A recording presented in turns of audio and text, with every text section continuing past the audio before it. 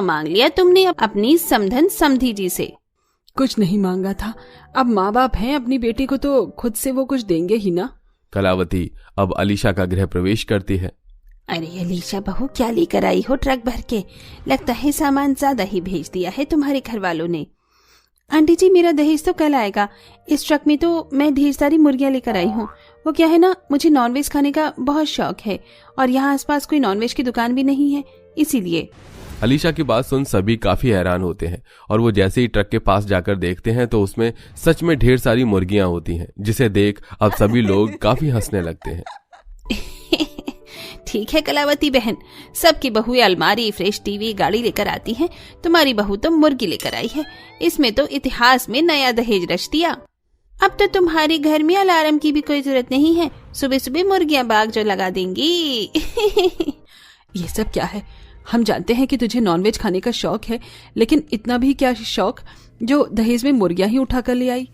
माँ जी, यहाँ आसपास कोई भी नॉनवेज की दुकान नहीं है, इसलिए इन्हें लेकर आई हूँ, वरना दहेज में मुर्गी कौन लाता है। अम्मा जी प्लीज ना, आप इन मुर्गियों को घर में कोई जगह दे दीजिए, मैं जल्दी इन्हें खाकर खत्म कर दूंगी और ही ज्यादा परेशान भी नहीं करेंगी। मैं तो इन्हें वापस भेज भी नहीं सकती हूँ, प्लीज। अलीशा के कहने पर अभी ससुराल वाले उसकी बात मान जाते हैं और घर के स्टोर रूम को खाली कर उन सभी मुर्गियों को शिफ्ट कर देते हैं। शादी के 2-3 दिन तक तो घर में सब कुछ ठीक रहता है, लेकिन अब जो होने वाला था उसके बारे में तो अलीशा के ससुराल वालों ने कभी सोचा भी नहीं था।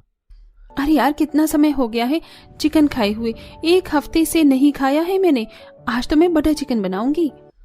स्टोर रूम में जाती है और बटर चिकन बनाने के लिए मुर्गी उठाकर किचन में जाने लगती है कि तभी वो मुर्गी अलीशा के हाथ से छूट जाती है और सोफे पर बैठी कलावती की तरफ जाने लगती है। बेचारी कलावती मुर्गी से डर के इधर उधर भाग रही होती है। हे भगवान, ये मुर्गी तो मेरे पीछे ही पड़ गई। बहू जल्दी से पकड़ अपनी मुर्गी को, मुझे मुर्गियों से बहुत डर लगता है। अरे माँ जी, आप तो बिल्कुल एक छोटे बच्चे की तरह डर रही हैं। एक छोटा बच्चा भी मुर्गी से इतना नहीं डरता। अलीशा मुर्गी को पकड़ती है और उसे ले जाकर खुद ही कट कर चिकन बनाती है। हर उसकी तरह आज भी अलीशा किचन में चिकन बनाने की तैयारी कर रही होती है कि तभी किचन में घूम रही मुर्गी एक बार फिर से हॉल में आ जाती है और सोफे पर बैठे कमलेश के पैर पर बार बार चोंच मारने लगती है। अरे बहू, अपनी इस मुर्गी को पकड़, देख मेरे पैर पर बार बार चोंच मार रही है। ये मुर्गी यहाँ है और मैं इसे किचन में ढूंढ रही थी। सॉरी पापा जी, बड़ी शरारती मुर्गी है ये। इतना कहकर अलीशा मुर्गी उठाकर किचन में जाती है। जहां कभी अलीशा की मुर्गियां किसी को चोंच मार के परेशान करती, तो किचन में रोज मुर्गी काटने की वजह से अब पूरे किचन में मुर्गे की बदबू फैलने लगती है। गंदी बदबू आ रही है।